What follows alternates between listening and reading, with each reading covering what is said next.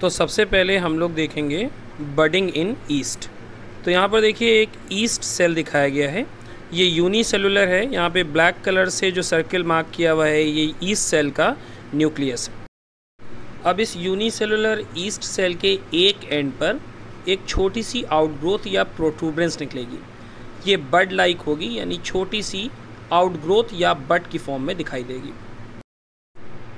अब yeast cell का जो न्यूक्लियस है वो डिवाइड करेगा और दो न्यूक्लियाई का फॉर्मेशन करेगा।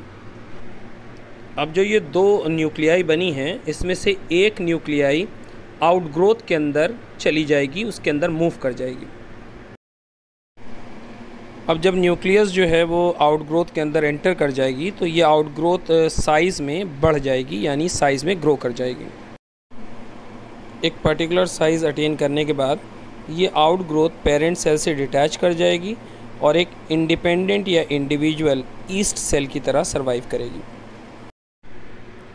अब टोरुलेशन की बात की जाए, टोरुलेशन इन ईस्ट, यहाँ पर क्या है कि बिल्कुल बडिंग की तरह होगा। बडिंग की तरह यहाँ पर एक ईस्ट की सरफेस पर छोटा सा प्रोट्रूबरेंस या आउटग्रोथ निकलेगी या बड निकलेगी, लेकिन ये बड ईस्ट सेल से डिटैच नहीं होगी, बल्कि इसके ऊपर एक नई आउटग्रोथ का डेवलपमेंट हो जाएगा।